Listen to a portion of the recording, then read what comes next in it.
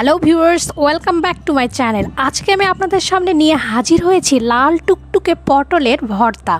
অনেক সময় বাজার থেকে পটল আনলে এগুলো পেকে যায় বা লাল টুকটুকে হয়ে যায়। আজকে সেই লাল টুকটুকে পটলেরই ভর্তা তৈরি করে দেখাবো, যেটা খেতে হবে দুর্দান্ত টেস্ট। এজন্য আমি এখানে পাকা পটল নিয়ে নিয়েছি বা শুকনো হয়ে যাওয়া পটলগুলো নিয়ে নিয়েছি। এগুলো খুব সুন্দরভাবে দুই সাইডে কেটে নিয়েছি, সুন্দরভাবে ধুয়ে নিয়েছি। তো ভিডিওটিতে একটি লাইক দিয়ে অবশ্যই ভিডিওটি দেখা শুরু করবেন। এগুলো ছোট ছোট করে কেটে নিয়েছি, আর এর মাঝখানে যে বিচির অংশটা থাকে এটা চামচ দিয়ে খুব সুন্দরভাবে বের করে নিয়েছি। কেউ যদি খেতে পছন্দ করেন তাহলে বিচির অংশটা রেখে দিতে পারেন। এবার একটি কড়াইয়ে পরিমাণ মতো তেল দিয়ে দিলাম, আর এখানে দিয়ে দিলাম 2টা শুকনো মরিচ। খুব সুন্দরভাবে শুকনো মরিচগুলোকে ভেজে নিতে হবে। শুকনো মরিচগুলো ভাজা হয়ে গেছে, এগুলো উঠিয়ে নিলাম।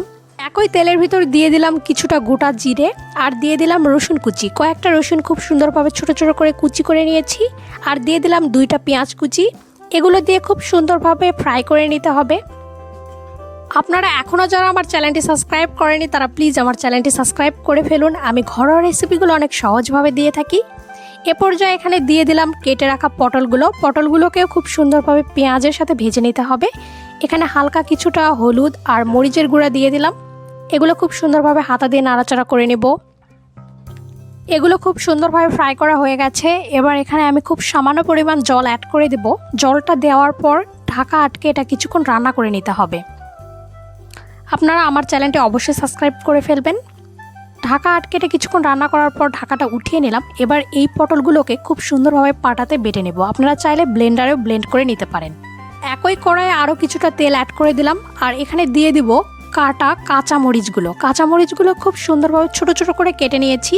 এগুলো তেলের সাথে কিছুক্ষণ ভেজে নেব। এরপর এখানে অ্যাড করে দিব বেটে রাখা পটলগুলো, আর দিয়ে দিলাম টেস্ট অনুযায়ী লবণ। কাঁচামরিচটা অবশ্যই এখানে অ্যাড করবেন, তাহলে অনেক সুন্দর একটা ফ্লেভার আসবে এবং খেতেও ভালো লাগবে। এবার খুব সুন্দরভাবে এগুলোকে নাড়াচাড়া করে নিতে হবে। 2 মিনিট এভাবে নাড়াচাড়া করে নেব।